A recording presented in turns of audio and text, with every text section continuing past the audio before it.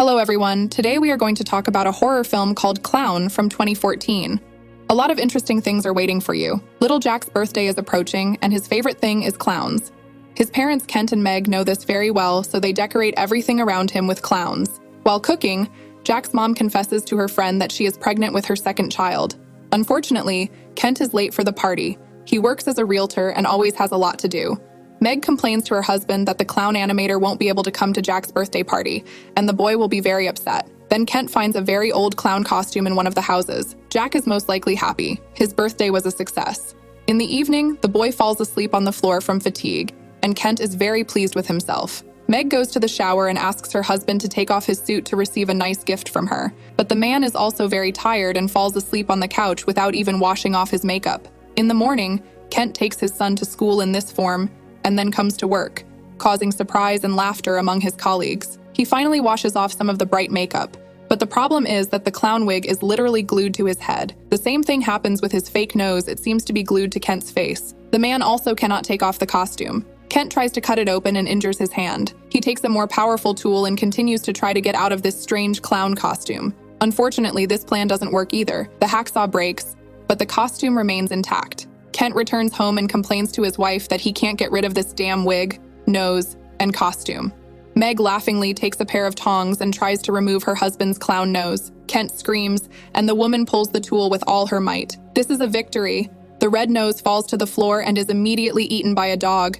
However, a wound remains on Kent's nose, and the man presses a napkin to his face. At this point, Meg notices that the man is not wearing a wig, but his real hair, which for some reason is dyed and curled. Kent goes to the hospital to put a bandage on his nose. The man realizes that something very strange is happening to him. Kent cuts off part of his dyed hair and masks his makeup with foundation.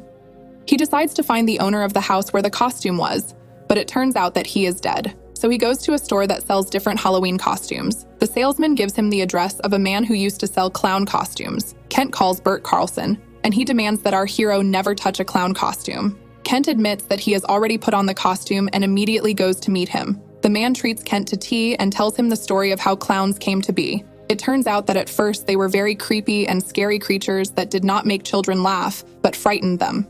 Kent notices that he is getting sick. It seems that Carlson has put something in his tea. While our hero lies tied up and unconscious, Carlson sharpens his circular saw. Kent doesn't like this scenario. He breaks the ropes and quickly gets to his feet. Our hero attacks Carlson, and the latter finally explains to Kent that this is not a costume, but the hair and skin of a demon. Kent returns home and asks his wife to call the police. At that moment, many guests come to their house, and they all look at the man dressed as a clown in surprise. Kent leads them to his car, with a tied-up Carlson sitting in the back seat.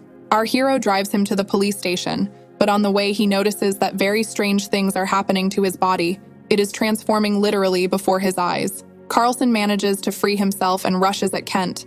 Fighting while driving usually doesn't end well, and the car naturally crashes. Carlson is seriously injured, and the frightened Kent runs away. Meg arrives at the police station and reports her husband's disappearance. Her father asks his daughter to move in with him for a while, as Kent is completely inadequate. In the middle of the night, our hero finds himself near a children's tourist camp. One of the boys is asked to wash a dirty plate left by the fire. Near a tree, the boy notices Kent. The man asks the boy to bring him some food. The kind boy hands him a bag of cookies, but Kent thinks his hand tastes better than the cookies. The boy runs away screaming into the woods. A new day comes. Meg studies the book that Kent borrowed from Carlson and realizes that clowns are not so funny and harmless. At this time, our hero notices new changes in his appearance that make him vomit in a public restroom. He locks himself in one of the stalls and hears a group of children enter. One of the boys sees him and screams in fright, forcing Kent to run away immediately. Unfortunately, the kids really like him as a clown, and another boy, Robbie, approaches him on the street. Kent tries his best to refrain from being attacked and hides in one of the houses for sale. He screams desperately, covering his head with his hands. In the evening, Meg and Jack notice that their dog is acting strangely after eating a clown's nose. Kent calls his wife and says goodbye to her, and then tries to cross over to the other side with a gun. Colorful splashes appear on the wall, but the man himself survives, so he goes to the hardware store to get a circular saw. Meg goes to look for the man in all the houses where he worked as a realtor, while Kent himself makes a device that will allow him to cross over to the other world. The circular saw is supposed to help him do this, but the man lacks the courage to take this desperate step. At this moment, the same boy Robbie comes into the house, and he has a very unpleasant surprise. Kent is very upset and at the same time very hungry. Soon Meg comes to the same house, and Kent begs her not to open the door. Then she tells him that she is pregnant. Hearing this news, the man opens the door and asks her to take him home. There she hides her husband in the basement and chains him to a pipe with metal chains. Kent begs her not to release him under any circumstances. Meg reads that creepy book about clowns again, hoping to find a way to save her husband. She sees information about brothers named Martin and Bert Carlson. The woman immediately goes to the hospital to see Carlson and begs him for help. The man takes a piece of paper and writes that she should not trust her husband. After hearing nothing useful from Carlson, Meg goes to the same house where Kent found the ill-fated clown costume. There she finds a chair for the mentally ill and a video camera. The old footage shows a creepy clown that looks like a demon. At this time, little Jack is being teased by school bullies, and the boy runs home in hysterics. He hears his father's voice from the basement and goes down to him. Jack complains to his father about the school bullies, and Kent asks his son to bring him a bolt cutter.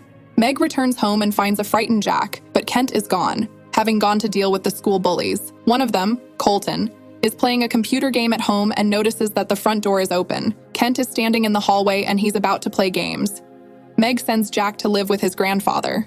Suddenly, the woman is attacked by her own dog. It turns out that after eating the clown's nose, she too has turned into a demon. She is rescued by Carlson, who appears in time with a machete in his hands. The man tells Meg the story of the cursed costume. He found it among the parcels from Iceland and wanted to wear it to cheer up the sick children in his brother's hospital. A demon took it over, but the curse was lifted. To do this, the brother gave the clown 5 children from the hospital. Jack confesses that his father went to see Colton, the school bully. Meg takes her son to his grandfather, and she and Carlson go to the boy's house. Unfortunately, they are late, and the picture they see inside is not very pleasant. Meanwhile, Kent goes to a children's amusement park. Boys and girls are having fun, not even realizing the danger they are all in. Meg and Carlson arrive at the same place. The woman passes by the rides and slot machines, but Kent is nowhere to be found. It turns out that the man is hiding in a huge children's maze. One of the boys climbs in to find his brother, but instead finds a not-so-pleasant surprise. Panic sets in among the children. Carlson and Meg look everywhere for Kent and find him among the theater sets. Carlson rushes at Kent, but the clown is much stronger. He throws his opponent to the ground and demands that his wife bring him another child. In return, the demon promises to return her husband to her, and if she doesn't, the clown will come for her son Jack.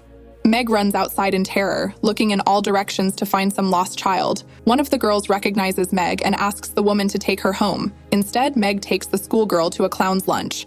They stop in a deserted place and the girl gets out of the car. Meg immediately closes the door and the schoolgirl begins to cry and panic. The clown appears behind her. Unable to resist, Meg opens the door and begs the girl to get back in the car. At that moment, a policeman appears on the road. The schoolgirl is saved, but Jack is in great danger. The grandfather brings his grandson home to have a serious talk with Kent about his behavior. Meg also returns home and sees a clown attacking her father. The demon demands that the woman give him another child. Meg picks up a hammer, and at that moment, Jack comes down from the second floor. A real struggle for survival begins between Kent and Meg, and the clown reaches for her stomach with appetite. Jack tries to escape, but the clown pursues him. However, the wounded Meg attacks him from behind. After another fight, the woman ends up on the floor, and Kent continues to look for Jack. He is unable to get the boy out of the locked pantry, so he breaks the wooden boards and is ready to grab Jack. Meg, with her last bit of strength, throws a metal chain around the clown's neck and chains him to the pipe again. She takes a hammer and asks her son to close his eyes. One hard blow and they are finally safe. Meg hugs her son and apologizes to him, and what's left of the clown dissolves as if in acid. The remains of the wig and costume are taken to the morgue as evidence. If someone puts them on, you know what will happen next. If you have watched the video so far, you should know that I'm happy to have viewers like you. Thank you for watching to the end. Subscribe to the channel and follow the news. OLEJA Recapped was with you. See you soon.